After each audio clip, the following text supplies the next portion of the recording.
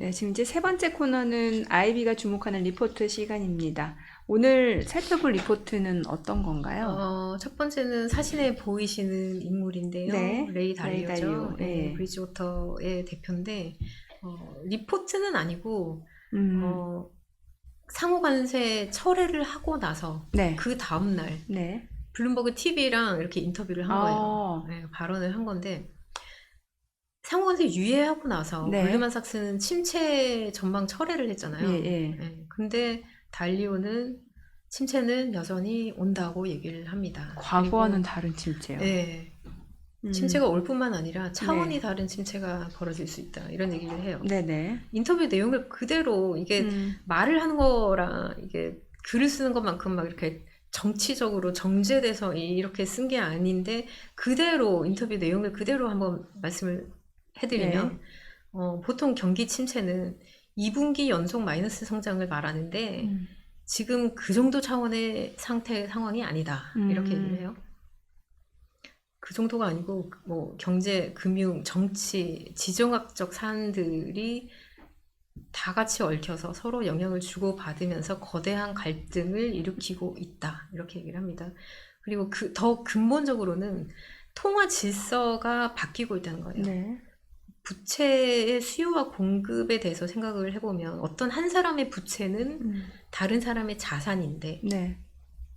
이때 그 부채로서의 돈, 화폐가 네. 교환의 수단이자 가치 저장의 수단으로 작용을 해야 되는데 오랜 역사 속에서 보면은 이 화폐의 효과적인 뭐 교환이라든지 가치 저장 수단으로서의 그 역할에 대해서 의문이 제기되는 상황들이 있었고 지금이 또 그런 시기다 이렇게 얘기를 해요. 이게 무슨 얘기인지 풀어서 한번 얘기를 해보면 네. 통화 질서가 바뀌고 있다, 변화하고 있다. 이거는 그러니까 지금은 달러 중심의 국제 금융 시스템이 작동하고 있는 거잖아요. 근데 이게 흔들리고 있다는 거예요.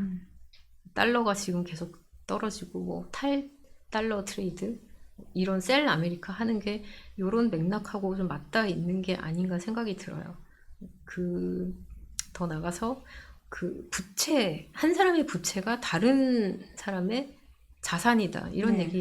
이 얘기는 뭐냐면, 그러니까 미국 입장에서는 부채잖아요. 네. 국채를 발행하는 예. 게 부채인데, 일본이나 중국 포함해서 채권국 입장에서는 이 미국의 부채가 그 나라에는 외환 보유액에 있는 자산이란 그렇죠. 말이에요. 예.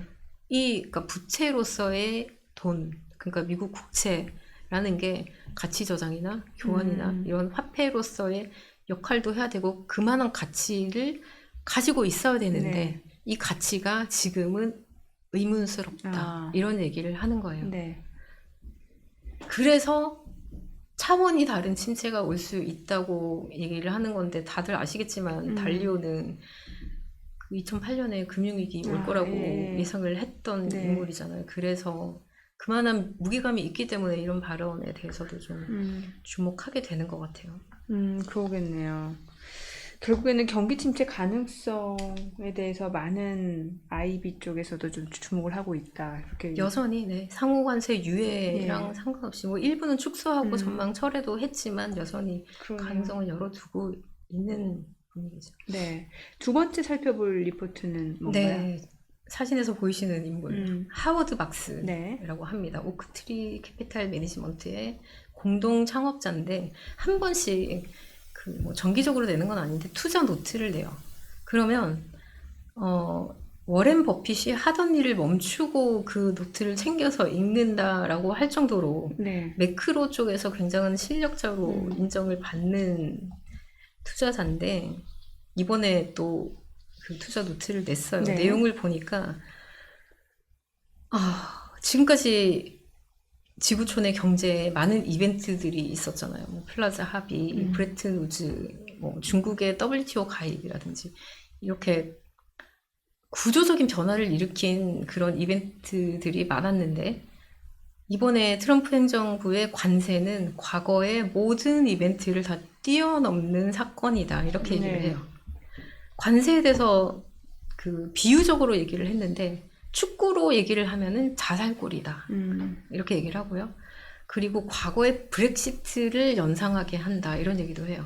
브렉시트 결과 우리 다 보잖아요. 네. 영국의 뭐 경제 성장률이라든지 동맹 관계라든지 내부적인 경제 역동성이라든지 여러 가지 측면에서 많은 손실을 가지고 왔잖아요. 네. 결국은 패자가 될 거다 이런 얘기를 한 거고요. 관세 후폭풍에 대해서도 얘기를 하는데 네. 상호 관세 90일 보류하기로 했지만 금융시장은 이미 혼란에 빠졌고 그리고 지금 계속 발표되고 있는 이 관세를 시행을 한다면 인플레는 크게 뛰고 침체에 빠질 수 있다. 뭐 한마디로 말하면 이런 걸 스태그플레이션이라고 하잖아요. 이런 경고를 했고요. 국제 관계 훼손도 굉장히 크다라고 얘기를 해요. 네.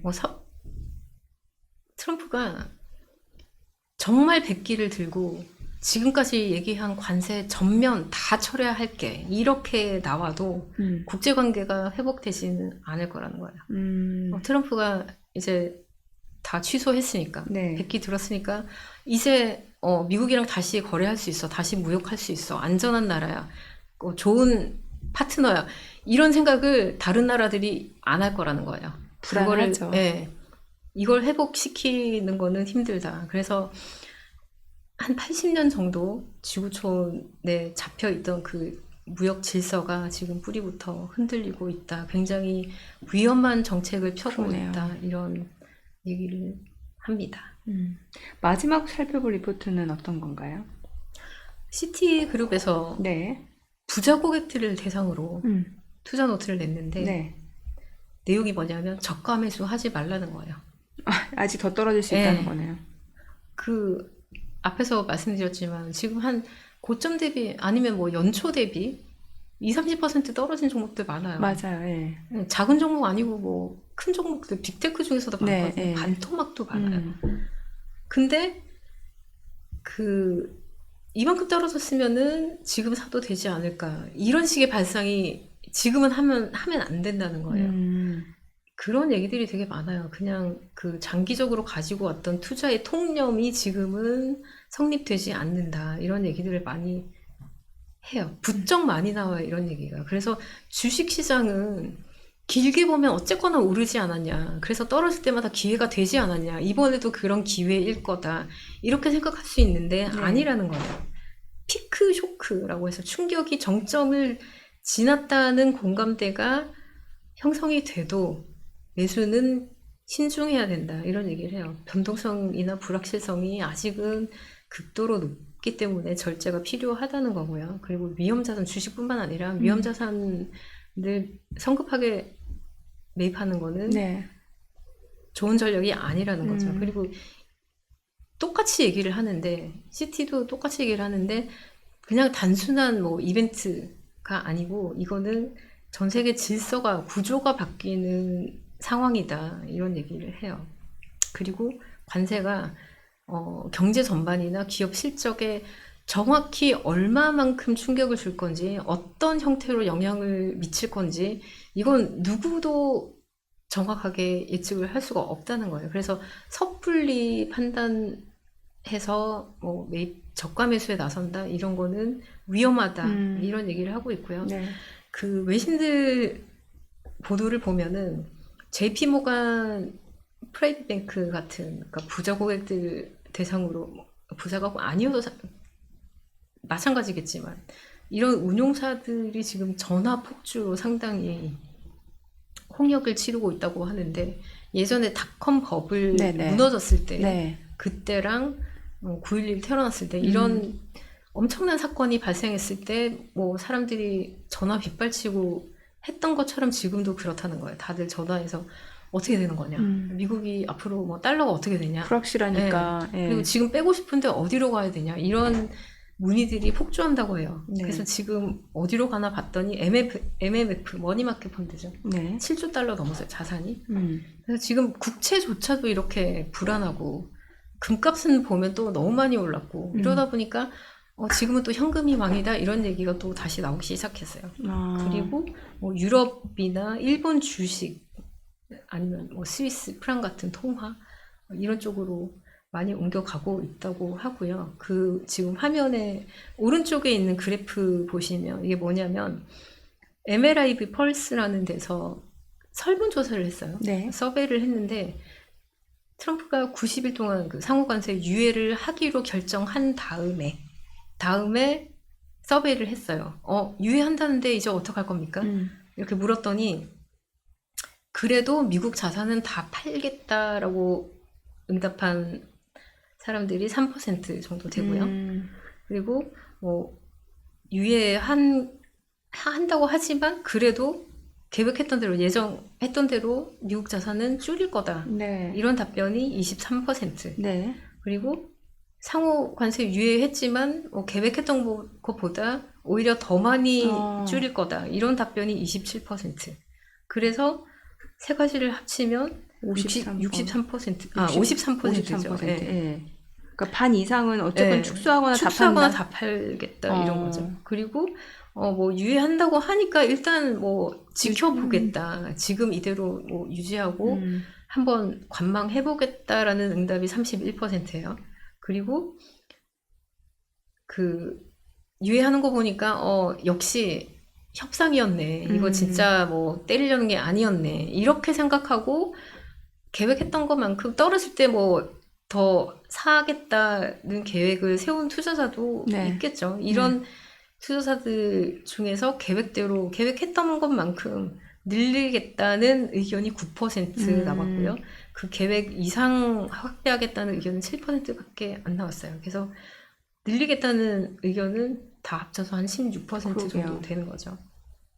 지금 뭐 IB가 주목한 리포트를 살펴봐도 그렇고 결국에는 트럼프의 관세 정책 때문에 경기 침체는 피할 수 없는 상황처럼 돼버린 거고 또 미국에 대한 신뢰도도 무너지고 그러다 보니까 미국 자산에 대한 매력도도 확실히 예전 같지는 않다라는 생각이 드네요. 네, 지금까지 쭉 얘기한 걸 이제 종합하면 그냥 셀 아메리카가 되는 거죠. 또 오늘 밤에 트럼프가 어떤 내용을 또 소셜미디어에 올릴지도 궁금해지고 또 내일 대보면은 뉴스들이 또 많이 나오겠네요. 요즘 투자자들 밤잠을 충분히 못 자고 있어요. 힘들 것 같습니다. 네, 오늘 내용 잘 들었습니다. 고맙습니다. 감사합니다.